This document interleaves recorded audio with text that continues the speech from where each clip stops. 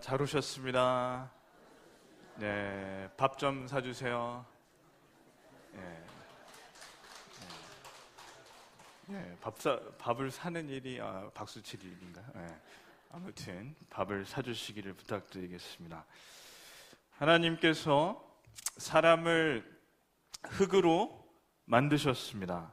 흙이 영어로 하면 soil이 아니라 여기서 dust인데, dust는 먼지, 티끌입니다.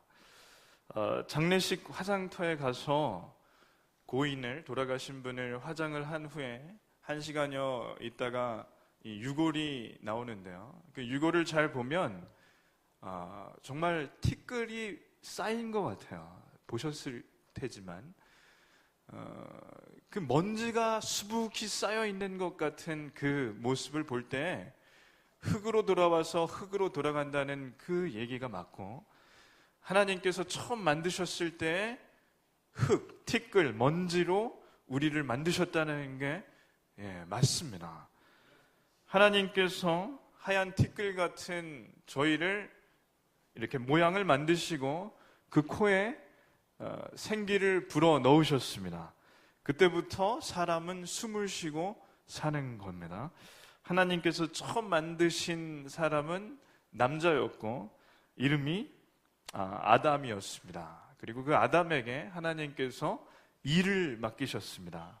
한번 다 같이 말씀을 읽겠습니다.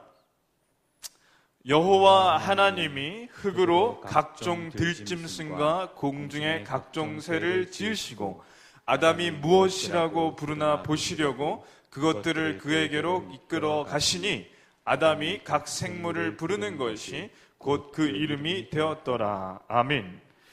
여기서 제가 파란색으로 밑줄을 쳤는데요.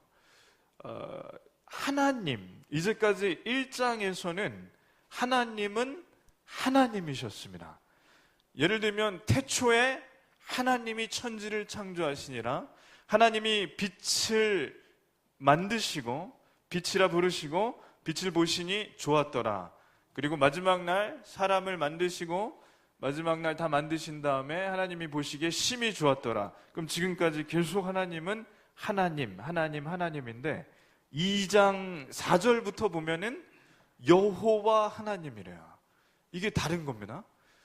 여호와 하나님과 하나님은 다릅니다. 같은 분인데 다르게 부르는 거죠. 여호와는 원어로 보면 발음이 야훼입니다. 들어보셨죠? 야훼. 야훼의 뜻은 나는 스스로 있는 자다. 그게 뜻이에요. 그래서 여호와 하나님은 나는 스스로 있는 자 하나님, 참 신이다. 그게 시작입니다. 세상에 스스로 있는 자가 있을 수 있을까요? 그러니까 이 이름에 굉장히 깊은 뜻이 있어요. 이 세상에 스스로 있는 자가 없습니다.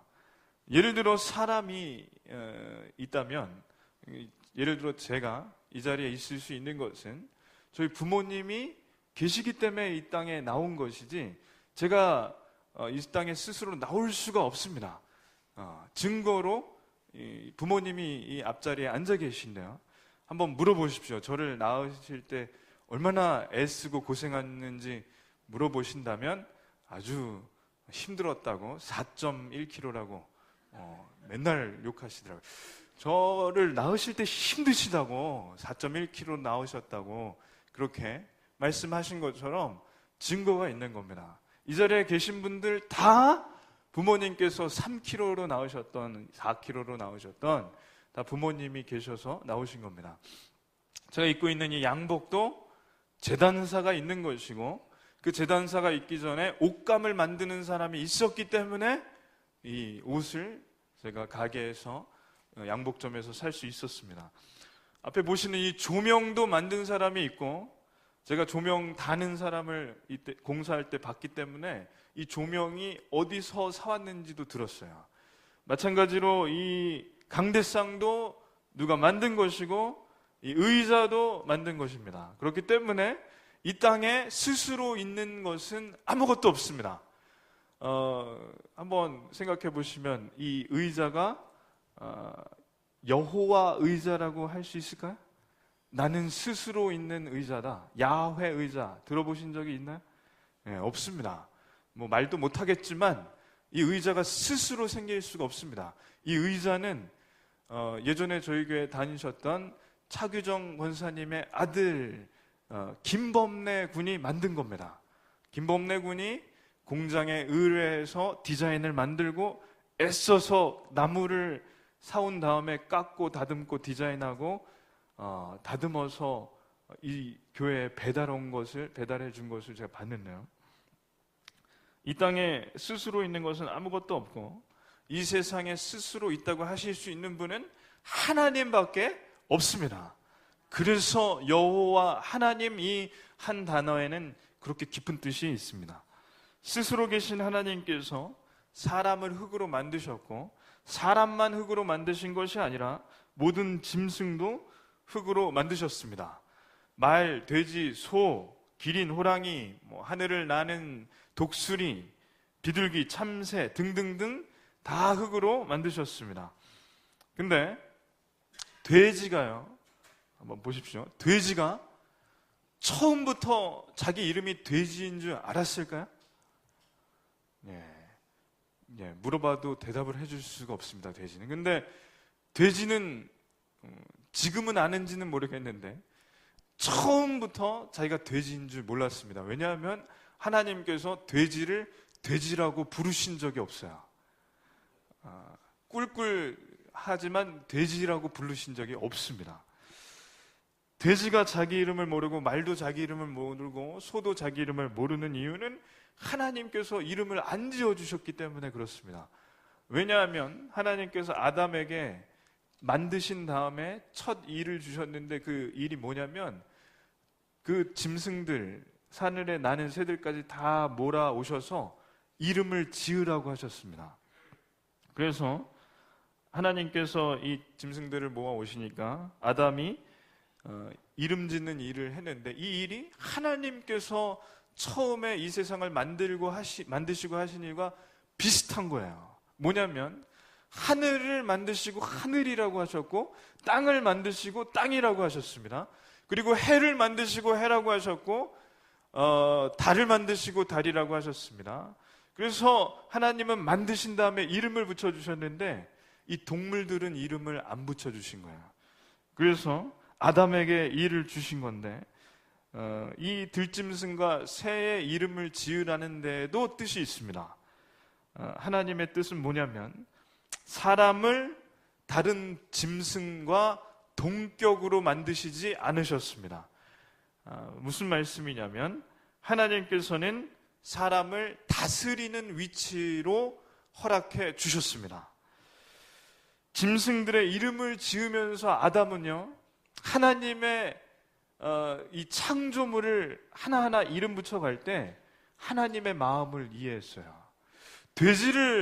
돼지라고 이름을 붙일 때 어떻게 이렇게 돼지같이 생겼는지, 이 돼지가 뚱뚱하고 코가 이렇게 돼지코로 이렇게 올려주신 게 사실은 하나님이 만드신 거 보면 참 유머가 있으신 것 같아요. 돼지를 볼 때 저는 웃기거든요.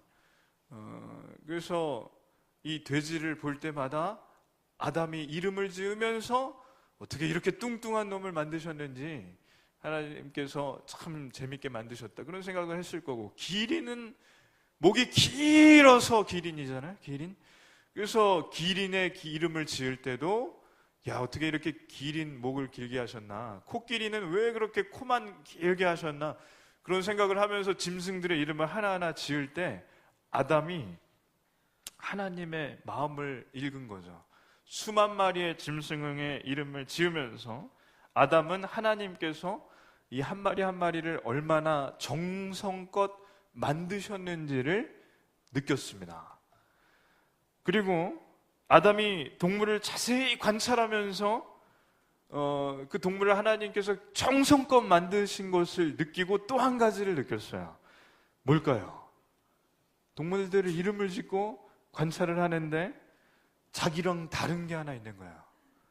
동물들은 다 쌍쌍입니다. 암컷과 수컷 이 짝이 있는데 아담은 혼자인 거예요. 혼자 독처했습니다.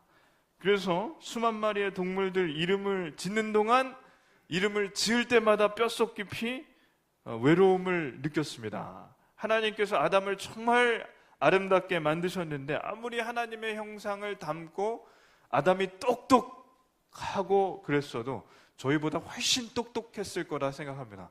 저희가 남편이나 아내, 형제에게 왜 실망하는지 아십니까? 저희가 망가져서 그렇습니다. 동의를 안 하시네요. 옆 사람을 보고 한번 얘기하겠습니다. 많이 망가지셨네요. 네, 얘기를 안 하시네요. 제가 해드리겠습니다. 많이 망가지셨습니다. 예, 아멘이 없으십니다. 예, 망가지신 거예요. 그래서 이 모양입니다. 원래는 굉장히 괜찮으셨어요. 예, 다들 마음이 상하신 것 같은데. 자, 아담이 얼마나 혼자 있었는지는 성경에 기록이 없습니다. 근데 수만 마리의 이름을 짓는 동안에 이제 혼자 외로움을 느끼면서 이 동물들이 쌍쌍바처럼 붙어 다니는 게 이제 부러운 거죠. 서로 몸을 부비면서 원숭이는 서로 머리에 이를 이렇게 손가락으로 이렇게 잡아주는 거 보셨나요? 이렇게 잡아주면서 암수가 한 쌍이 돼서 그렇게 서로 의지하고 사랑하는 것을 봤을 때 이 첫 남자인 아담이 뼛속 깊은 외로움을 느꼈습니다. 요즘 말로 하면 이제 옆구리가 굉장히 시린 거죠. 그래서 개는 개끼리, 말은 말끼리, 소는 소끼리 잘 통하는 거 보면서 이렇게 부러워하니까 하나님께서 보실 때 아담이 굉장히 처량해 보이셨어요. 그래서 하나님께서 하신 말씀이 있습니다. 한번 다 같이 읽겠습니다. 여호와 하나님이 이르시되 사람이 혼자 사는 것이 좋지 아니하니 아멘. 요즘에 인기 있는 프로가 있습니다. 나 혼자 산다. MBC에 나오는 프로입니다. 갈수록 혼자 사는 인구가 많아지는데 지금 몇 집에 한 집이 혼자 사는 집인지 아시나요? 한번 맞춰보세요. 선물은 없습니다. 몇 집에 한 집이 혼자 사는 집일까요? 예? 두 집에 한 집? 너무 네 집에 한 집입니다. 박요한 집사님이 기도를 하시더니 하나님의 은혜를 주셔서 맞췄는데 밥을 어저께 제가 사드렸기 때문에 선물은 그걸로 하겠습니다. 어쨌든 네 집에 한 집이에요. 네 집에 한 집. 그러니까 한 집이 굉장히 많은 거죠. 원룸이 이 지역에도 굉장히 많아요. 요즘에 다 신축하는 건물은 왜 원룸이냐면 혼자 사는 사람들이 많으니까 짓는 거죠. 그래서 나 혼자 산다를 봤는데 최근에 이제 지상렬 씨가 나왔어요. 지상렬 씨가. 그래서 저걸 보면서 이제 재밌더라고요. 그래서 혼자 사는 이유가 강아지들 때문이라고 이제 얘기를 하는데 그거 때문인 것 같진 않고 어찌됐든 간에 지상렬 씨가 나와서 하는데 아주 재밌게 사는 것 같아요. 음악을 집에다가 이렇게 전문 시설을 만들어 놔서 음향 시설을 만들고 LP판으로 이렇게 음악을 잘 듣고 또 영양제도 잘 드시고 이렇게 혼자 살면서 건강도 잘 챙기고 재밌게 사는데 이제 방을 가면은 이제 그 MC들이 놀리는 게 뭐냐면 이 방이 감옥 같다고. 이제 들어가 보면은 감옥 같아요. 근데 그 방에서 영화를 보는 게 취미랍니다. 근데 제가 인상 깊게 본 장면이 뭐냐면 방에 들어가서 누워서 이제 영화를 보는데 그 영화가 비디오 아시죠? 비디오 플레이어. 그래서 비디오 테이프 옛날 영화를 보는데 영웅본색 뭐 이런 거를 보는데 영화 중에 코미디 영화를 하나 보는데 한 30번을 봤다나 하여튼 굉장히 많이 봤대요. 그래서 그 영화를 보면서 깔깔깔깔 웃고 재밌게 하는데 그 배경음악이 슬픈 음악이 나오는 거예요. 그래서 그런 장면을 보니까 하나님께서 처량하게 보신다는, 그러니까 지상렬 씨한테 죄송하지만 처량하다는 그 의미가 뭔지를 알 것 같습니다. 그래서 그 혼자서 막 웃고 있는데 그렇게 즐거워 보이지 않는 거야. 그래서 그런 장면을 요즘 말로 하면 우프다고 합니다. 웃기고 슬프다. 그래서 이 모습을 보면서 하나님께서 아담을 보실 때 어떻게 보셨는지를 알 것 같습니다. 결혼하기 전에 총각이 혼자 사는 방에 들어가면은 이상한 냄새가 납니다. 그러니까 좋게 얘기해서 독특한 냄새이고, 그냥 얘기하면 호레비 냄새가 나요. 자매들이 어떤 냄새가 나는지는 저는 모르겠지만 형제들이 혼자 사는 총각 집에 가면 반드시 이 냄새가 납니다. 아무리 잘 씻고 빨래와 청소를 아무리 해도 그 냄새는 빠지지를 않습니다. 근데 본인은 몰라요, 호레비 냄새를. 그래서 죄송합니다. 혼자 사는 집에 가서 방향제를 뿌리면 안 됩니다.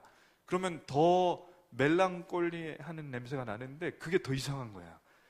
그래서 이게 왜 그런가? 저는 그냥 성경대로 생각합니다.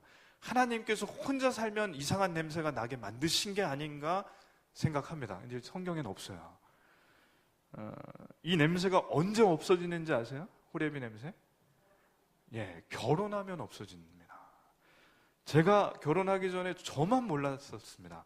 저한테 냄새가 좀 난다고 생각을 해본 적이 없는데, 제가 제일 친한 친구가 와서 훈아, 결혼하려면 이 냄새를 없애야 돼. 그래서 그 친구와 멀어졌습니다. 근데 그게 호레비 냄새라는 거죠. 아담에게 하나님께서 말씀을 하시는 거예요. 한번 다 같이 다시 읽겠습니다. 여호와 하나님이 이르시되 사람이 혼자 사는 것이 좋지 아니 내가 그를 위하여 돕는 배필을 지으리라 하시니라. 아멘. 자, 그래서 이제 인류 최초의 결혼식이 이 성경에 나오는 겁니다. 한번 말씀을 더 읽겠습니다. 여호와 하나님이 아담을 깊이 잠들게 하시니 잠들매 그가 그 갈빗대 하나를 취하고 살로 대신 채우시고 여호와 하나님이 아담에게서 취하신 그 갈빗대로 여자를 만드시고 그를 아담에게로 이끌어 오시니. 아멘. 자, 최초의 결혼식 장소는 수술실이었습니다. 왜냐하면 하나님께서 아담을 이 침대인지 어딘지 모르겠지만 눕히시고, 수술실이라고 생각할 수밖에 없는 게 눕히시고 지금으로 치면 전신 마취를 하셨습니다. 왜냐하면 아담의 갈비뼈를 하나 빼야 되기 때문에. 그래서 아담의 갈비뼈를 떼어내셔서 하와를 만드셨습니다. 그래서 지금 남자분들 갈비뼈를 다 세어보세요. 잘 세워주시나요? 하나가 좀 여자분들보다 모자르신 거 한번 세어보세요.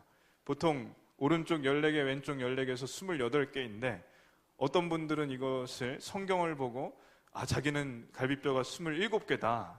그런 분들이 있어요. 그런 분들은 그분만 이상한 겁니다. 28개입니다. 이제 성경을 잘 해석해야 되는데 아담만 하나를 뺐지 그 자녀들에게는 안 뺐다는 사실 모르셨죠? 이단에서는 이런 걸 가지고 장난해서 남자가 한 27개. 근데 그게 넘어가려면 세어보면 희한하게 27개로 세는 분들이 있어요.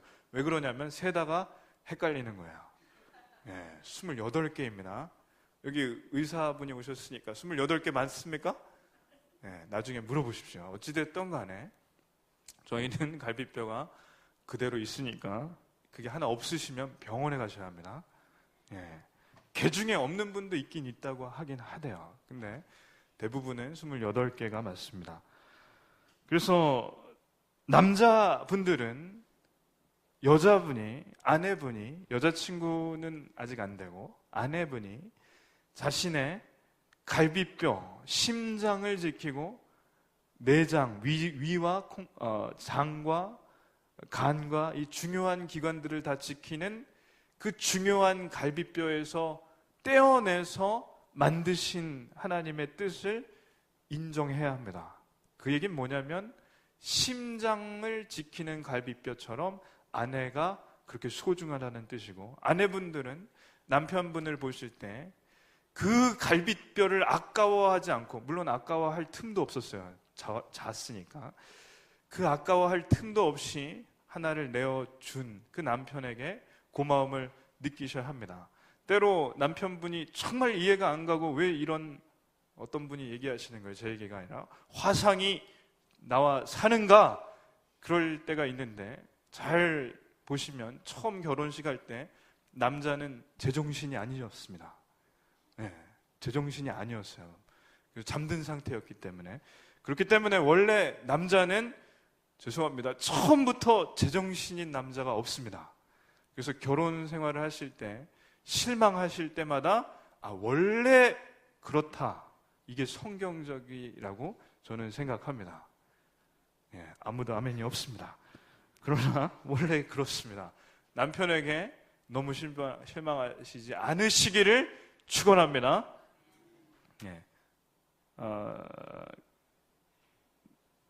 하나님께서 갈비뼈를 떼어 아내를 만드신 것, 하와를 만드신 것은 남편에게 주는 메시지가 있습니다.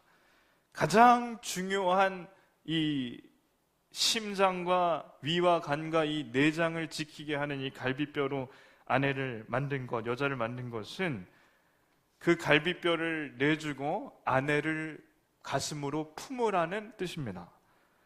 그리고 허락해 주신 자녀도 가슴으로 품으라는 뜻입니다. 그게 결혼의 뜻이고 또한 가정의 의미입니다. 갈비뼈를 내준 것은 한마디로 생명을 바꿔줄 수 있다는 뜻도 됩니다. 그래서 원래 반쪽이었던 남자와 여자가 만나서 하나가 된 것이고, 남녀가 하나이기 때문에 원래 남녀는, 부부는 무촌입니다. 무촌. 아시나요? 무촌. 촌이 없어요. 그래서 하나님이 짝지어준 것을 사람이 나누지 못할지라 하시더라. 이게 마가복음에 예수님이 하신 말씀입니다. 한 몸이 된 다음에는 자동차 부속품처럼 마음대로 떼어낼 수가 없습니다. 이렇게 생각하셔야 되는데, 원래 한 몸이었기 때문에 그렇다는 거죠. 몸에서 저희가 만약에 팔을 잘라낸다면 그 고통이 얼마나 클까요? 그리고 몸에서 다리를 잘라내야만 한다면 그게 얼마나 큰 고통이 될까? 실제로 스트레스 지수를 조사해 보니까 배우자의 사망이 100점 만점에 점수로 치자면, 그러니까 가장 높은 스트레스 지수는 배우자의 사망인데 100이에요. 100. 이혼이 73. 놀라운 걸 보면 저기서 잘 볼 때 4번 유치장 구류가 뭐냐면 구속. 감옥에 가는 게 63인데 배우자 사망이 100이라는 건 정말 몸에서 이 팔을 잘라내는 듯한 아픔이 있다는 겁니다. 직장에서 해고당하는 거는 47밖에 안 된다는 거예요. 그리고 놀라운 사실은 스트레스 중에 해고당하는 것보다 결혼이 더 스트레스가 쌓일 수도 있다는 게 참 의미심장합니다. 일륜지 대사라는 말이 맞다는 거죠. 그래서 생명과 같은 갈비뼈를 내어준 아내, 그리고 그 갈비뼈를 내어준 남편이 없어진다면, 잃어버린다면 그것은 세상을 잃는 거나 다름없습니다. 반대로 그런 남편, 갈비뼈를 내어준 남편, 갈비뼈를 흔쾌히 내어줄 수 있는 아내를 얻는다면 그것은 세상을 얻는 것과 다름없습니다. 오늘 아멘 안 하시기로 작정하셨습니다. 오늘 부부 사이가 안 좋으신 분만 모여 계시나? 자, 아멘을 해주셔야 합니다. 하나님의 말씀입니다. 자, 다시 하겠습니다. 갈비뼈를 내어준 아내와 갈비뼈를 어쩔 수 없이 내준 남편은 얻는 것이 세상을 얻는 것입니다. 감사합니다. 자, 외로웠던 남자인 아담이 하와를 처음 만났을 때 정말 좋았어요. 그래서 그 자리에서 바로 러브레터를 하나 써줬습니다. 그래서 인류 최초의 결혼식 다음에 인류 최초의 연애 편지가 나오는데 한번 말씀을 다 같이 읽겠습니다. 아담이 이르되 이는 내 뼈 중에 뼈요 살 중에 살이라. 아멘. 자, 인류 최초의 연애 편지는 굉장히 투박해요. 뼈 중에 뼈요 살 중에 살이라. 이렇게 연애 편지를 하면은 쓰면은 여자가 도망갈 것 같습니다. 이렇게 굉장히 협박하는 것 같고 무섭습니다. 근데 이게 아담의 진심을 알면 이게 굉장히 로맨틱합니다. 이게 한국말로 하니까 조금 이게 투박한데 영어로 하면은 조금 이게 다른 느낌인 것 같아요. You are my bone of bones and flesh of fleshes. 그래서 내 뼈 중에 뼈요, 살 중에 살이라는 게 내 몸 안에 일부라는 뜻. 그리고 그것보다 더 나아가서 나라는 거예요. 나예요, 나. 그러니까 너는 너고 나는 나. 님이라는 글자에 점 하나만 붙이면 남이다. 그게 아니라 너와 나라는 게 아니에요. 성경은 나예요. 나는 너고 너는 나가 부부예요. 왜냐하면 하나님께서 아담을 만드실 때 아담은 아담이라고 하셨습니다. 근데 하와는 하와라고 안 하셨어요. 하와는 여자라고 하셨어요. 왜 그런지 아세요? 죄를 짓기 전까지 하와를 하와라고 하지 않으셨어요. 왜냐하면 그냥 하나예요. 하나. 부부는 하나이기 때문에 이름을 붙여주지도 않으셨어요. 여자를 무시해서 그런 게 아니라. 그래서 이것에 깊은 결혼의 의미가 담겨 있습니다. 여자를 왜 남자의 갈비뼈로 만들었냐면 여자와 남자는, 아내와 남편은 한 몸이었다는 뜻입니다. 완전한 하나. 그래서 남의 뼈와 남의 살을 부러워하지 말라는 거예요. 남의 떡을 부러워하지 말라. 자기 뼈와 자기 살만 지키라. 그래서 10계명, 9계명에 내 이웃의 아내를 탐내지 말라. 그 말씀이 일맥상통하는 겁니다. 왜냐하면 하나이기 때문에 거기에 다른 하나의 것을 가져올 수 없다는 뜻이죠. 더 나아가서 결혼은 한 남자와 한 여자의 결합입니다. 이게 이 말씀을 저희가 이 시기에 살 때 꼭 풀어야 하는 이유는 한 달 반 전에 서울시청에서 또다시 그리고 대구에서 또다시 동성애 축제가 열렸습니다. 근데 이 사람들이 하는 얘기는 차별금지법을 만들어서 자기들을 차별하지 말라는 거예요. 그러니까 남자가 남자를 사랑해서 결혼하고 여자가 여자를 사랑해서 결혼하는 것을 차별하지 말래요. 근데 이게 통과된 나라에서는 어떤 법이 통과되려고 하냐면 남자 하나에 여자 3명 사는 것도 괜찮다. 남자 3명이 같이 사는 것도 괜찮다. 결혼으로 인정해달라. 남자와 5살 먹은 여자애가 사랑하는 것도 인정해달라. 그리고 어떤 경우에는 진짜 희한한 경우인데 어떤 남자가 변태 성욕자인데 자기 자동차랑 결혼을 했어요. 미친 사람들이 점점 나타나는 거죠. 그리고 점점 더 이상하는 건, 점점 더 미쳐가는 건 시체와 결혼하게 해달라. 이걸 법으로 통과하게 해달라는 게 유럽에 나타나고 있는 현상입니다. 그러니까 차별금지법이 통과되면 이러한 이상한 흑암의 세력이 꽉 잡는, 안 그래도 잡고 있지만 더 흥황하고 날리는, 치는 그런 때가 점점 다가오는데, 잘 생각해보면 간단합니다. 하나님께서 아담과 하와를 만드셨을 때 너희는 생육하고 번성하라고 하셨습니다. 남자와 남자가 만나서 결혼을 하면 애를 못 낳아요. 여자와 여자가 만나서 결혼을 하면 아기를 못 가집니다. 그러면 생육하고 번성하는 게 아니라 남자만 만나고 여자만 만나면 그 다음 때가 없기 때문에 그냥 끝나는 거죠. 전 세계가 남자 결혼하고 여자 결혼하면 그 다음의 세대가 끊기는 거죠. 그러니까 하나님의 뜻에는 동성애가 없습니다. 남자 결혼하라는 법이 없습니다. 성경을 퀴어 성경책이라고 해서 동성애자들이 만든 책이 있어요. 동성애 신학자들이. 거기에 보면 동성애가 죄라는 거 다 빼버리고 남자와 남자가 사랑하는 것이 괜찮다고 성경을 바꿔놔요. 지네 마음대로. 그러면 요한계시록에 가보면 하나님께서 말씀하신 대로 1.1획도 바꾸지 말라는 말씀을 어기면 그들이 기다리는 것은 지옥입니다. 그게 성경의 진리라는 겁니다. 그래서 하나님의 창조 법칙엔 한 남자와 한 여자, 원래 하나였던 한 남자와 한 여자가 만나서 합쳐지는 게 결혼입니다. 다 같이 또 한번 말씀 읽겠습니다. 이러므로 남자가 부모를 떠나 그의 아내와 합하여 둘이 한 몸을 이룰지로다. 아멘. 이 구절을 보고 또 완악한 우리 인간이 교회를 다니면서 이제 해석을 특이하게 하는 경우가 있습니다. 자, 먼저 이렇게 해석하는 경우에요. 아담과 하와에게 부모가 있었다. 그래서 성경을 어떻게 해석해야 되나? 근데 이것은 1장을 제대로 안 읽어서 그렇습니다.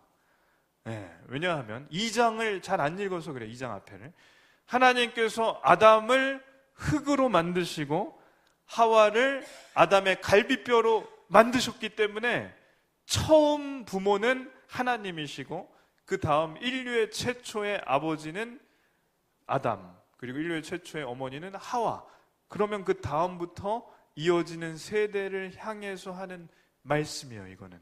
그러니까 이건 뭐냐면 장차 아담과 하와 이후의 자손들이 어떻게 해야 되는지를 말씀하시는 구절입니다.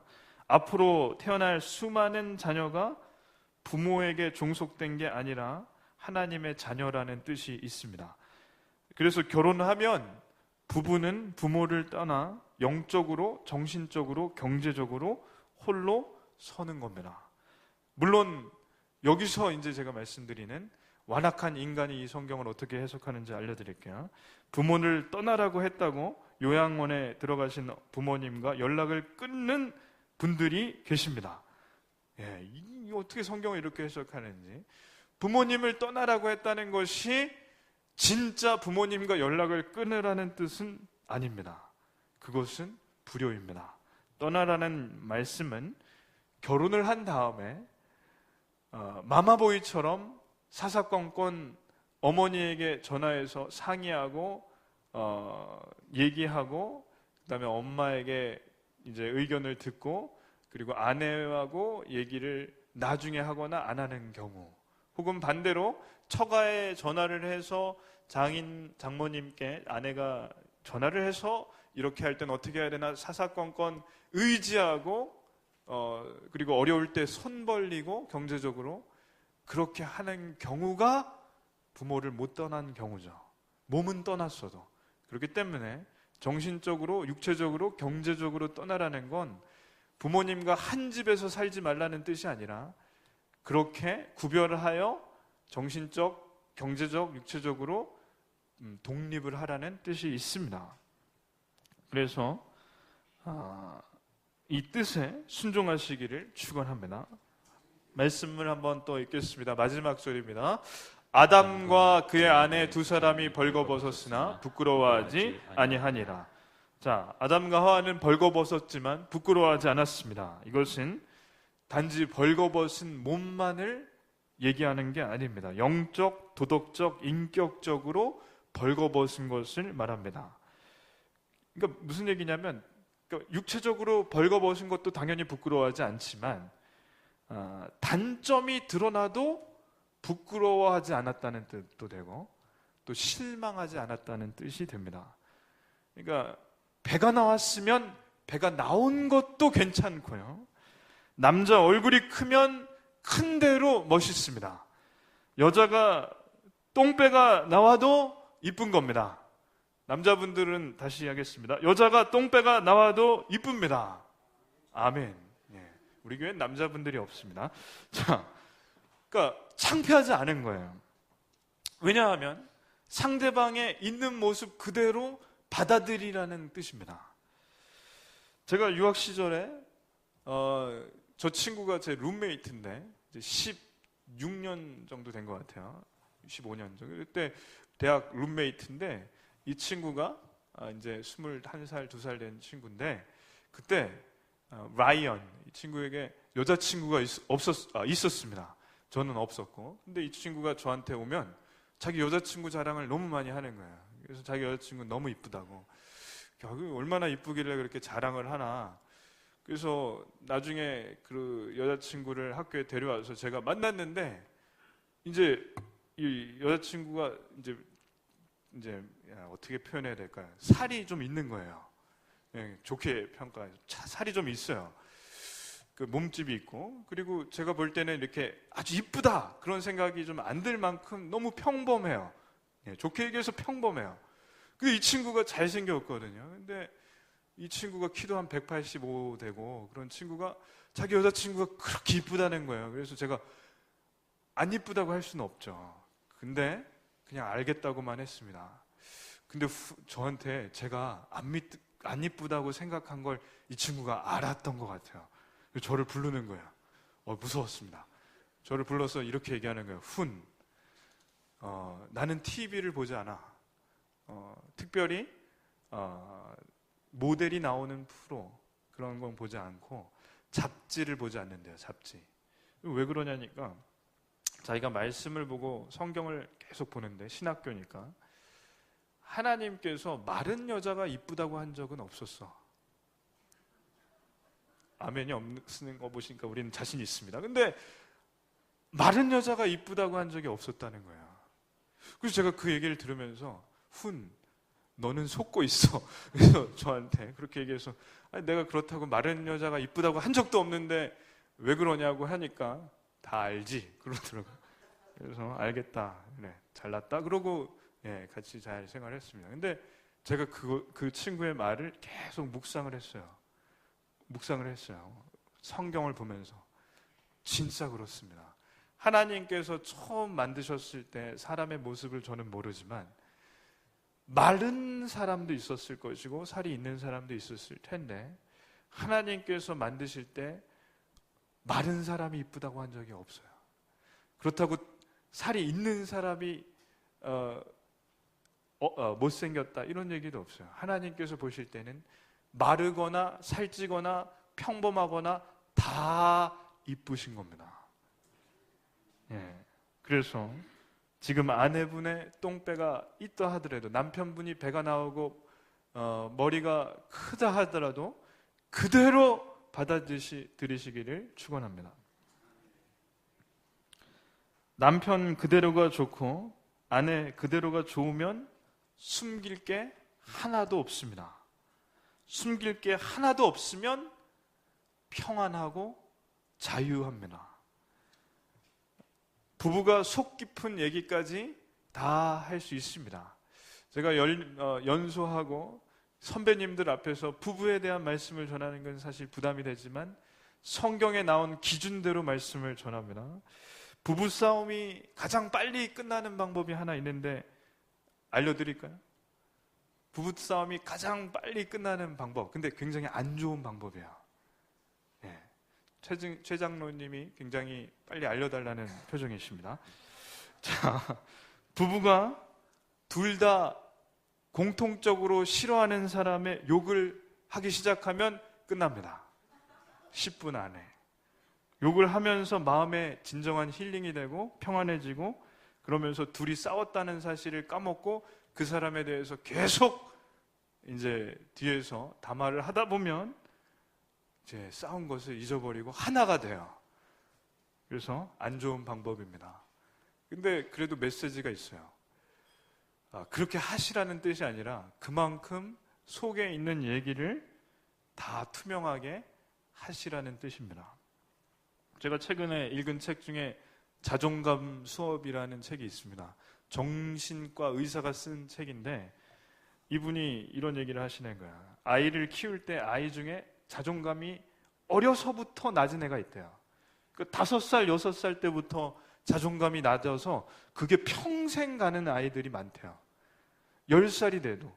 근데 이분이 계속 분석하고 연구하면서 발견한 사실이 있어요. 뭐냐면 100%다 그렇진 않지만 그런 케이스 중에 많은 경우가 이렇답니다. 아이가 어려서 칭얼대고 울 때 엄마 중에 그 소리가 싫은 경우가 많대요. 그러니까 밤에 모유수유 할 경우 애가 막 울면은 일어나야 되니까 얼마나 힘들어요. 그래서 모유수유도 하고 젖을 먹이는데 근데 이 아이가 배고파서 우는데 그 우는 소리가 싫고 엄마 아빠가 짜증이 나니까 애가 알지 못한다고 생각하고 짜증을 내면서 우유를 주거나 이제 이유식을 주는 경우가 있답니다. 근데 애기인데 본능적으로 이런 생각이 마음에 생긴대요. 나는 자꾸 배가 고파지는 이상한 존재구나. 그게 낮은 자존감의 시작이라는 거예요. 내가 이상하다. 그러니까 내가 배고파지는 게 이상하다. 그래서 이 의사분이 이렇게 얘기를 하는 거야. 아이하고 속에 있는 얘기를 해라. 정말 짜증이 나면 아이 또 울고 그래 이게 아니라 아이 너 배고프구나. 아이, 좀 짜증이 나는 걸 이해해줘. 이렇게 그 아기가 모르더라도 얘기를 해야 된대요. 그래야지 낮은 자존감이 없고 건강하게 아이가 자란답니다. 그러니까 이게 뜻이 있더라고요. 아기가 못 알아들을 것 같은데 엄마가 진심으로 아기 귀에다 대고 너가 배고픈데 자꾸 우니까 엄마가 힘들어. 그 얘기를 하면 애가 알아듣는데요. 그래서 배고플 때 안 우는 건 아니에요. 그러나 배고플 때 울지만 내가 울어도 엄마가 힘들어도 그래도 엄마니까 주는구나. 그러니까 그게 건강한 거죠. 그러니까 저희 집은 이제 거의 지나갔습니다. 막내가 이제 우유 안 먹고 그래서 밥을 잘 먹어요. 그래서 지나갔는데 청년들은 특별히 결혼하시면 애한테 짜증 날 때 짜증을 도저히 안 낼 수 없는 상황이 되면 짜증을 내셔야 되는데 건강하게 내시기를 바랍니다. 너 때문에 엄마가 얼마나 힘든지 아니? 이 정도만 해도 힐링이 되실 줄로 압니다. 속에 있는 얘기를 애기들하고도 할 수 있다면 부부는 당연히 해야 합니다. 속에 있는 얘기를 다 투명하게 하시는 이유는 성경에 근거가 있는데, 남자는 아내에게 갈비뼈를 떼어줬고 아내는 그 갈비뼈 때문에 사는 겁니다. 하나예요. 그러니까 하나이기 때문에 속 얘기를 다 하시기를 축원합니다. 그게 하나님과의 관계도 마찬가지입니다. 하나님과 속에 있는 얘기를 다 하셔야 합니다. 하나님께 숨길 게 없고 하나님 앞에 부끄러운 게 없다면 하나님과 가까워지십니다. 그게 기도입니다. 하나님 앞에 숨길 게 없고 어차피 다 드러나지만 숨기려 하지 않으셔야 합니다. 결론을 맺겠습니다. 독초하는 아담에게 짐승의 이름을 짓게 해주셨습니다. 그랬더니 아담이 그 짐승들을 보며 외로웠고 허전함을 느꼈습니다. 그 모습이 하나님께서 보실 때 좋지 않았습니다. 돕는 배필인 여자를 아담의 갈비뼈로 만드셨습니다. 심장을 지키는 갈비뼈를 뽑아 사랑하는 아내를 만들어 주셨습니다. 뼈 중에 뼈요 살 중에 살인 하나밖에 없는 아내를 그래서 있는 그대로 사랑하시고 갈비뼈를 내어준 남편분을 있는 그대로 품어주시는 것이 하나님의 뜻입니다. 그렇게 사시는 저와 여러분 되시기를 축원합니다. 이 시간 기도하겠습니다.